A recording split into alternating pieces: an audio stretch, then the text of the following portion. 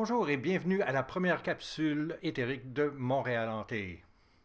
Je me présente, Dr Mab, et je serai votre humble serviteur pour ce tour d'horizon de la maison Duggan.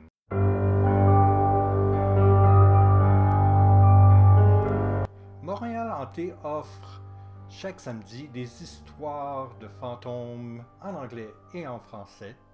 Avant de nous lancer, je vous encourage à vous abonner et activer les notices pour ne jamais manquer un épisode de nos capsules. Voici donc notre première vidéo, alors j'espère que vous aimerez et que vous resterez des nôtres pour les autres. Maintenant, parlons fantômes.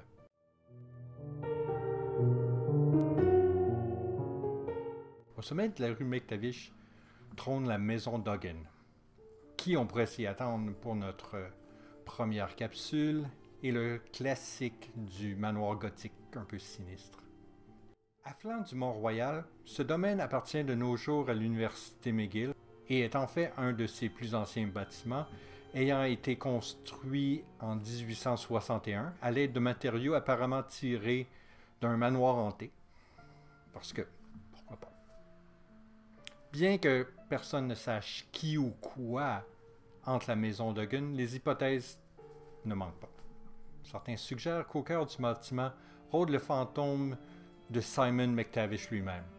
D'autres disent qu'il s'agit d'un ouvrier ayant perdu la vie lorsqu'il tomba de 3 étages durant la démolition du manoir.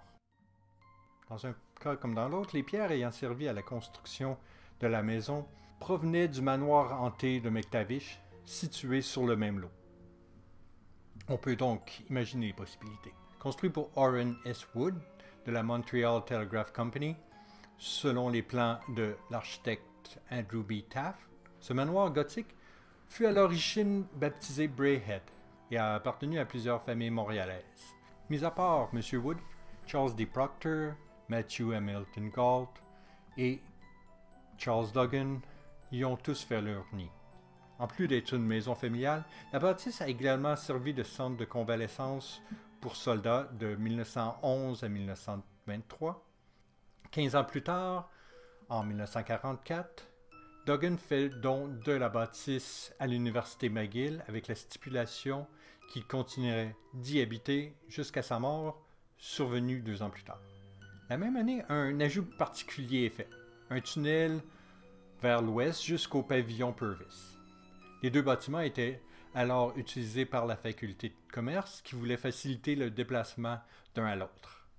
Mais pour compliquer les choses, le Purvis Hall avait également la réputation d'être hanté par l'industrialiste Arthur Purvis, mort dans l'écrasement de son avion en 1941. Plus d'un étudiant a relevé la présence de fantômes aux dessins obscurs allant et venant entre les 2 pavillons. Apparemment, cela aurait joué dans la décision de la faculté de commerce de déménager en 1977 pour laisser place à la faculté d'éducation qui l'occupe toujours. Mais bon, c'est pas ça qui va arrêter les fantômes. Au cours des années 90, une étudiante y a fait une rencontre terrifiante. Elle allait y rencontrer son directeur de thèse dans le foyer du manoir. À son arrivée, il l'attendait confortablement assis dans un fauteuil. Elle prend place devant lui, met sa sacoche à côté et ouvre son carnet de notes. Alors qu'elle lui expliquait la nouvelle direction que ses recherches prenaient, elle s'arrête soudainement, bouche bée. Elle fixe l'escalier à la gauche du professeur. Prise de panique, elle se met à le pointer en criant. Il y aurait vu le spectre d'une femme en jupon du 19e siècle descendant l'escalier jusqu'au foyer. La panique se propage au professeur qui se retourne mais ne voit rien. Mais c'est pas tout. Bientôt, tous les 2 entendent un bruit à la fenêtre, comme si quelqu'un avait lancé quelque chose sur les stores vénitiens, lesquels se mettent à tanguer. Professeur et étudiante se lèvent. Celle-ci s'aperçoit que sa sacoche a disparu. Se met à hyperventiler.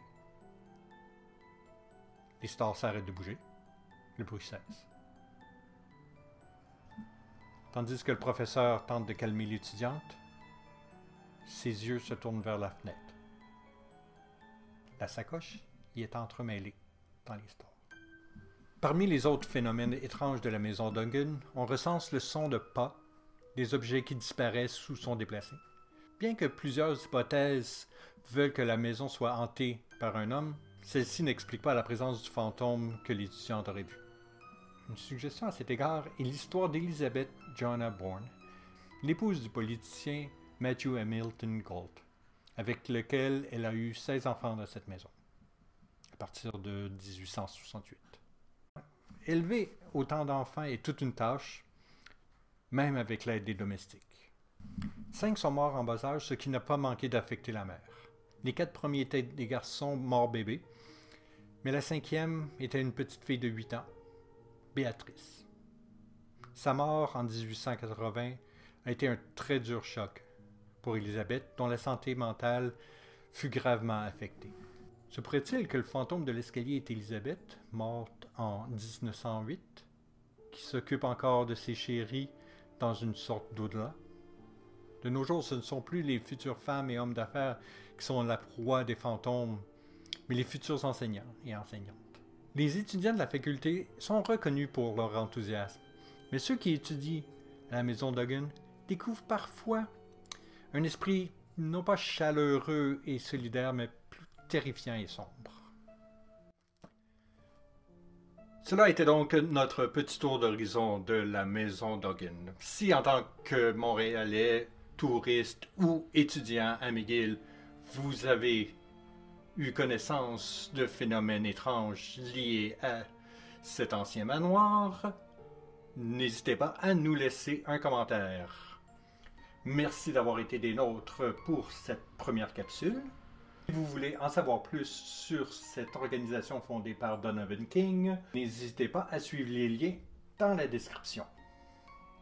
N'oubliez pas, aimez la vidéo, abonnez-vous et laissez-nous un commentaire.